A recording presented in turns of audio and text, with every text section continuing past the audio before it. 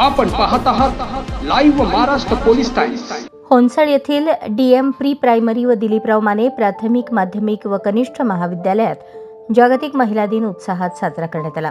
कार्यक्रमाची सुरुवात राजमाता जिजाऊ, क्रांतिज्योती सावित्रीबाई फुले, माता रमाई यांच्या प्रतिमा पूजनाने करण्यात आली। कार्यक्रमाच्या अध्यक्षस्थानी संस्थेच्या संचालिका व पंचायत समिती सभापती रजनीताई भडकुंबे या होत्या।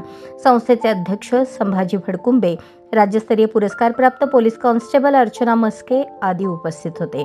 महाराष्ट्र राज्य बाल हक्क संरक्षण आयोग यांच्याकडून राज्यस्तरीय बालस्नेही पुरस्कार प्राप्त झाल्याबद्दल पोलीस कॉन्स्टेबल प्रशालेच्या माजी विद्यार्थिनी अर्चना मस्के यांचा संस्थेच्या आणि शाळेच्या वतीने सन्मानपूर्वक सत्कार करण्यात आला। प्रमुख पाहुण्यांनी आपल्या मार्गदर्शनपर भाषणात सुरक्षित महिला, तिचे हक्क, संरक्षण व एक आदर्श माता याविषयीची माहिती दिली। यावेळी माता पालक पूजन व हळदी कुंकू कार्यक्रम संपन्न झाला।